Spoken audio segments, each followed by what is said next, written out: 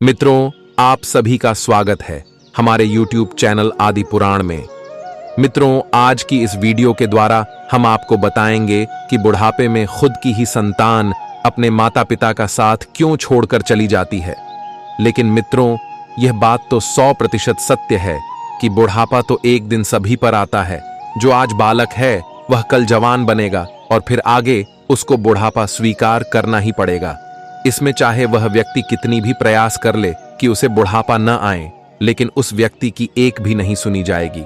मित्रों, आपको बता दें कि कुछ लोगों के मन में विचार उठते रहते हैं है कि वह व्यक्ति अमीर है, धनवान है, तो वह कुछ रिश्वत दे देगा तो वह बूढ़ा नहीं होगा। और साथ ही साथ मित्रों, कुछ लोग यह भी सोचते हैं कि वह बड़ा बहादुर है, उससे सभी डरते हैं, तो बुढ़ापा भी उस व्यक्ति से डर जाएगा। मित्रों, ऐसा कुछ भी नहीं है।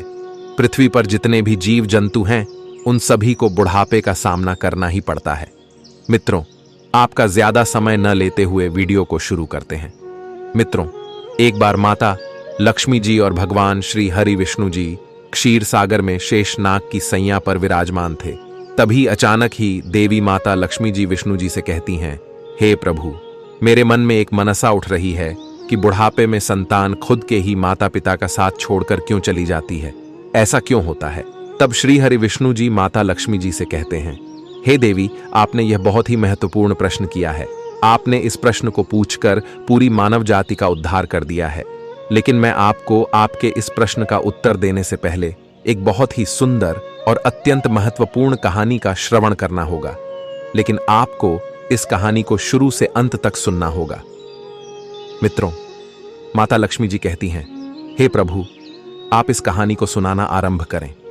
मैं आपको विश्वास दिलाती हूं कि मैं इस कहानी को पूरे सच्चे मन से शुरू से लेकर अंत तक सुनूंगी। तब भगवान विष्णु जी कहते हैं, हे देवी लक्ष्मी, मध्य देश में एक बहुत ही सुंदर नगरी थी।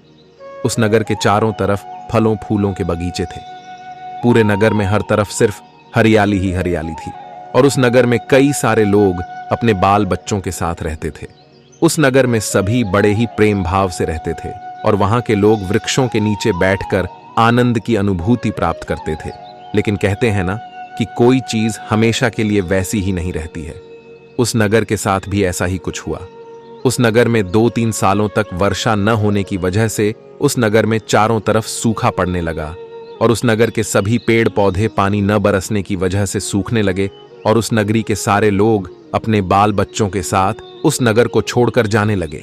लेकिन कहते हैं ना कि अगर हम जब किसी स्थान पर या किसी व्यक्ति के साथ लंबे समय तक रहते हैं तो हमें उससे मोह हो जाता है। इसी तरह उस नगर में रहने वाले लोगों को भी उस नगर से मोह हो गया था। कुछ लोग तो उस सुंदर सी नगर को छोड़ने के लिए तैयार थे, लेकिन उस नगर में रहने वाला एक बहुत ही बूढ़ा आदमी उस नगर को छोड़कर जाने के लिए तैयार ही नहीं था। एक दिन उस नगर के सभी लोग उस नगर को छोड़कर चले गए। सिर्फ वह बूढ़ा आदमी ही उस नगर में रहने लगा। उसने देखा कि नगर में रहने वाले सारे लोग एक एक करके वहां से जा चुके हैं। मित्रों, विष्णु जी कहते हैं, हे देवी लक्ष्मी, कुछ लोगों ने उस बूढ़े आदमी को दूसरे नगर चलने को कहा, परंतु उस बूढ़े आदमी ने दूसरे नगर जाने से बिल्कुल मना कर दिया। उस बूढ़े आदमी ने उन लोगों से कहा, मेरा जन्म इसी नगर में हुआ है, इसी नगर में मैं खेल कूद कर बड़ा हुआ हूं। मैंने जीवन के सारे सुख दुख इसी नगर में देखे हैं और अब आज जब इस नगर पर ऊपर विपत्ति आ गई है तो मैं इस नगर को विपत्ति में छोड़कर कैसे अकेला चला जाऊं। इस नगर में मेरे माता पिता ने मुझे जन्म दिया और उनके जाने के बाद मैं इसी नगर में खेल कूद कर बड़ा हुआ हूं। दुख सुख में इसी नगर ने मेरा साथ दिया है, इसलिए मैं इस नगर का ऋणी हूं। मैं इस नगर को अपने जीते जीते जी छोड़कर कभी नहीं जाऊंगा। वह बूढ़ा आदमी उन सभी लोगों से कहता है, वे लोग कितने बड़े स्वार्थी होते हैं जो बुढ़ापे में अपने ही माता पिता को छोड़कर चले जाते हैं या प्रदेश में रहकर सुखपूर्वक जीवन यापन करने लगते हैं और अपने माता पिता को भूल जाते हैं। ऐसी संतान से मुझे घृणा आती है जो अपने माता पिता का बुढ़ापे में सहारा बनने के लिए तैयार नहीं रहते हैं। लेकिन सोचो, जब तुम बच्चे थे तब क्या तुम्हारे माता पिता ने तुम्हारा साथ छोड़ा था? क्या जब तुम बीमार पड़ गए थे तब भी क्या वे तुम्हें छोड़कर कहीं गए थे? क्या जब तुमने किसी से लड़ाई झगड़ा किया था और तुम उस वजह से मुसीबत में आ गए थे, तब क्या तुम्हारे माता पिता ने तुम्हारा साथ छोड़ा था? क्या तुम्हें दर दर भटकने के लिए अकेला छोड़ा था? और तुम्हारी माता को कोई चीज अच्छी लगी तो तब उन्होंने वो चीज तुम्हें खुद न खाकर तुम्हें दी थी। तो क्यों आज जब वे बूढ़े हो गए तो तुम्हें उनसे घृणा होने लगी? उन्होंने तुम्हारे जीवन को सुधारने के लिए, जीवन में आगे बढ़ने के लिए, तरक्की करने के लिए कितना कुछ नहीं किया, लेकिन तुम लोगों के अंदर इतनी भी शक्ति नहीं है कि तुम बुढ़ापे में उनकी लाठी बन सको। मित्रों, विष्णु जी कहते हैं, हे देवी लक्ष्मी, उस बूढ़े आदमी ने कसम खाई कि वह मरते दम तक इसी नगर में रहेगा। लेकिन कुछ दिन बाद उस नगर का हाल बेहाल होने लगा, क्योंकि अब तक उस नगर के सारे कुएं और तालाब सूख गए थे। चारों तरफ तेज धूप की वजह से आग लगने लगी थी। नगर में सभी स्थानों पर जगह जगह पर दरारें आने लगी थीं। लेकिन वह बूढ़ा आदमी फिर भी उस नगर छोड़कर नहीं गया। वह दिन भर इधर उधर घूम फिरकर अपना भोजन ढूंढ लेता था और शाम होने पर उसी नगर के घर में आकर बैठ जाता था। इसी तरह से कई दिन बीत गए। जो लोग उस नगर को छोड़कर दूसरे नगर चले गए थे, उन सभी लोगों में से कुछ लोगों ने सोचा कि वे काका अभी भी उसी नगर के घर में रहते हैं, क्यों ना हम सब मिलकर उनके पास चलें और उन्हें समझाकर अपने पास बुला लाएं। यही सोचकर कुछ लोग उस बूढ़े व्यक्ति के पास गए और उन्हें अपने साथ चलने का परामर्श दिया। और वे लोग उस बूढ़े आदमी से कहने लगे, काका, तुम कहां इस बंजर नगर में यूं बैठे रहते हो? यह नगर बर्बाद होने वाला है। अब इस नगर का जीवन खत्म हो चुका है। मरे के साथ में मरना कहां की समझदारी है? उन लोगों में से एक व्यक्ति ने कहा, कहते हैं कि वही जीव श्रेष्ठ है जिसमें धर्म की हानि ना हो। वही देश श्रेष्ठ है जहां कुटुंब का पालन पोषण हो सके। यह नगर बिल्कुल बर्बादी के कगार पर पहुंच गया है।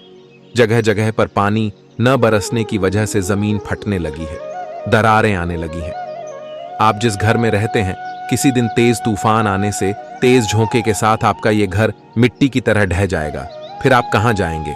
शास्त्र भी कहते हैं कि शत्रु, कर्ज, अग्नि और बीमारी, इन चारों से समय रहते ही छुटकारा पा लेना चाहिए। जो भी व्यक्ति इन चारों से समय रहते छुटकारा नहीं पाता है तो वह व्यक्ति बिना मौत के ही मारा जाता है, यानी कि उस व्यक्ति की अकाल मृत्यु हो जाती है। ठीक उसी प्रकार तुम्हें भी इस नगर को छोड़कर हमारे साथ चलकर दूसरे वाले नगर में निवास करना चाहिए, क्योंकि उस नगर में वो सब कुछ है जो इस नगर में कुछ वर्षों पहले होता था। मित्रों, विष्णु जी कहते हैं, हे देवी लक्ष्मी, उन सभी लोगों के बहुत समझाने पर भी वह बूढ़ा व्यक्ति उस नगर को छोड़कर जाने के लिए तैयार नहीं हुआ और कहने लगा, मेरे भाइयों, ये नगर मेरे माता पिता के जैसा है। मेरे माता पिता मुझे जन्म देकर इसी नगर में छोड़कर चले गए थे। उनके जाने के बाद मैं इसी नगर में खेल कूद कर बड़ा हुआ हूं। जीवन के सारे सुख मैंने इसी नगर में पाए हैं। बचपन से लेकर बुढ़ापे तक का सफर मैंने इसी नगर में रहकर तय किया है। और अब यह नगर मुश्किल की घड़ी में है, तो मैं इसका साथ छोड़कर कैसे चला जाऊं? यह मेरा सबसे बड़ा स्वार्थ होगा। वह बूढ़ा आदमी उन लोगों से कहता है, भाइयों, जो व्यक्ति सच्चे भक्ति भाव से ईश्वर की सेवा करता है और कहता है, मैं आपके चरणों में समर्पित हूं, लेकिन जब उस व्यक्ति पर संकट आता है तब उस व्यक्ति को ईश्वर को छोड़कर चला जाता है, ऐसा करने वाले व्यक्ति को घोर पाप लगता है। ठीक उसी प्रकार जिसने आपका पालन पोषण किया है, दुख सुख में साथ आपका साथ नहीं छोड़ा, ऐसे महान माता पिता को कभी नहीं छोड़ना चाहिए। ऐसा करने वाले व्यक्ति को ईश्वर की सेवा न करने से भी ज्यादा बड़ा घोर पाप लगता है। ऐसा करने वाले व्यक्तियों को सीधा नरक मिलता है और उन संतानों को कभी भी मनुष्य की योनि में जन्म नहीं मिलता है। उस बूढ़े आदमी ने कहा, आप सभी लोग जाइए, मैं अपनी मृत्यु तक इसी नगर में रहूंगा। उस बूढ़े आदमी की बात सुनकर सारे लोग निराश हो जाते हैं और वे लौटकर वापस अपने अपने घर चले जाते हैं। कुछ लोग तो कहने लगते हैं, भैया, इस बूढ़े आदमी के बुढ़ापे के साथ साथ इसकी बुद्धि भी सठिया गई है, इसलिए उसे हमारी बातें समझ में नहीं आती हैं। अगले दिन फिर से कुछ लोग उस बूढ़े आदमी को समझाने के लिए गए, लेकिन उस बूढ़े आदमी ने उस नगर से दूसरे नगर जाने से फिर मना कर दिया। मित्रों, विष्णु जी कहते हैं, हे देवी लक्ष्मी, इस बार सारे नगर के वासी लौटकर अपने घर नहीं गए। वे सभी उस नगर के राजा के पास पहुंचे और उन्हें सारी बात कह सुनाई और उनसे कहा, हे महाराज, हम जिस नगर में रहते हैं वहां पर पिछले 2-3 वर्षों से पानी नहीं बरसा है और नगर के सभी कुएं और तालाब पूरी तरह से सूख गए हैं। सभी पेड़ पौधे सूख चुके हैं। नगर के सभी लोग उस नगर को छोड़कर दूसरे स्थान पर चले गए हैं। लेकिन दुख की बात तो यह है कि हम लोग जिस नगर में रहते थे उस नगर में एक बूढ़ा आदमी भी रहता है। हम लोग तो उस नगर से चले आए, परंतु वह बूढ़ा आदमी उस नगर को छोड़कर कहीं नहीं जाना चाहता है। नगर पूरी तरह तहस नहस हो चुका है और उस नगर के घर कभी भी गिर सकते हैं। महाराज जी, हम लोग उसे समझाने भी गए थे, लेकिन वे उस नगर को छोड़ने के लिए तैयार नहीं थे और वे कह रहे हैं कि मैं मरते दम तक भी इस नगर का साथ नहीं छोड़ूंगा। इसीलिए हे महाराज, आप स्वयं चलकर उन्हें समझा दीजिए, शायद वे आपको कहना मान जाएं।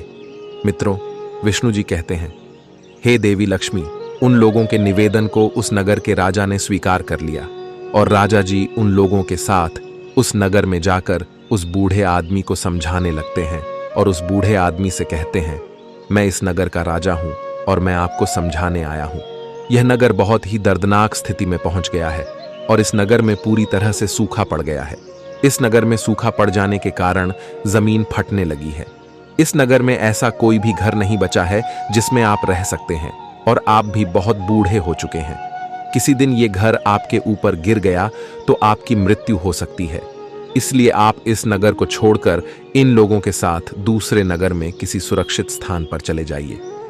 तब राजा की बात सुनकर वह बूढ़ा आदमी कहने लगा, हे महाराज, आप मुझे एक बात बताओ। जब मेरा जन्म हुआ है तब मेरे माता पिता मुझे इसी नगर में छोड़कर स्वर्ग सिधार गए थे और मुझे यहाँ के ही लोगों ने पाल पोष कर बड़ा किया। मैं इसी नगर में खेला कूदा हूं। इसी नगर में रहकर मैंने जीवन के सारे सुख दुख देखे हैं और इसी नगर में रहते रहते मैं बूढ़ा हो गया हूं। मेरा पूरा जीवन इसी नगर में रहते रहते बीता है। आज जब इस नगर पर मुसीबत आ गई तो मैं इस नगर को छोड़कर कैसे चला जाऊं मित्रों। विष्णु जी कहते हैं, हे देवी, वह बूढ़ा आदमी राजा जी से कहता है, आप सभी लोग यही करते हैं कि विपत्ति आने पर आप सगे संबंधियों का साथ छोड़कर चले जाते हैं। हे महाराज, मैं उन मतलबी लोगों की तरह नहीं हूं। मैं अपनी आखिरी सांस तक अपने माता पिता के समान इस नगर का साथ निभाऊंगा। उस बूढ़े आदमी के प्रेम और एकाग्र निष्ठा देखकर उस नगर के राजा बहुत ही ज्यादा खुश हो जाते हैं। मित्रों, विष्णु जी कहते हैं, हे देवी लक्ष्मी, उस नगर के राजा उस बूढ़े आदमी से कहते हैं, मैं तुम्हें उपहार देना चाहता हूं, बताओ तुम्हें क्या चाहिए। तब वह बूढ़ा आदमी कहता है, हे महाराज, यदि आप मुझे कुछ देना ही चाहते हैं तो मुझे कोई उपहार नहीं चाहिए, लेकिन महाराज, आप मुझे उपहार में इस नगर का जीवन दे दीजिए। इस नगर के नहरों, तालाबों और कुओं में जल का प्रबंध करवा दीजिए, जिससे यह नगर पहले की तरह हरा भरा हो जाए। मैं तो वैसे भी बूढ़ा हो चुका हूं। मेरे जीवन में कुछ ही दिन बचे हैं। मेरी मृत्यु के बाद इस नगर में रहने वाले लोग सुखपूर्वक अपना जीवन जिएंगे। सभी का भला होगा तो मुझे भी खुशी होगी। उस बूढ़े आदमी की बात सुनकर उस राजा ने उस नगर में नहर, तालाब और कुएं खुदवा दिए और नगर फिर से हरा भरा बन गया। पूरे नगर में जल का प्रबंध करवा दिया। सारे नगर के वृक्ष फिर से हरे भरे हो गए। चारों तरफ हरियाली छा गई। जो भी लोग उस नगर को छोड़कर दूसरे नगर चले गए थे, वे सभी लोग फिर से उसी नगर में लौट आए। सभी लोग उस नगर में आकर रहने लगे। सभी लोग उस बूढ़े आदमी की खूब सेवा करने लगे।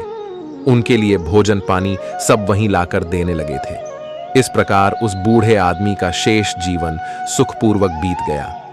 मित्रों, विष्णु जी कहते हैं, हे देवी लक्ष्मी, सभी मनुष्यों को भी इस कहानी से सीख लेनी चाहिए कि बुरे वक्त में कभी भी अपनों का साथ नहीं छोड़ना चाहिए।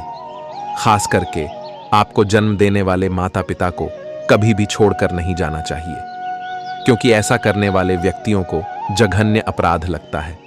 मित्रों, विष्णु जी माता लक्ष्मी जी से कहते हैं कि हे देवी, आपको आपके प्रश्न का उत्तर मिल गया होगा। तब माता लक्ष्मी जी विष्णु जी से कहती हैं, हे प्रभु, आपने मुझे बहुत ही महत्वपूर्ण ज्ञान दिया है। मुझे मेरे सभी प्रश्नों के उत्तर मिल चुके हैं। मित्रों, अगर आपको यह कहानी अच्छी लगी हो तो वीडियो को एक लाइक अवश्य करें, और अगर आप सभी हमारे चैनल पर नए आए हो तो हमारे चैनल को भी सब्सक्राइब करें। साथ ही साथ कमेंट बॉक्स में जय श्री हरि विष्णु और जय माता लक्ष्मी लिखना ना भूलें मित्रों। वीडियो को यहां तक देखने के लिए आप सभी का दिल से धन्यवाद।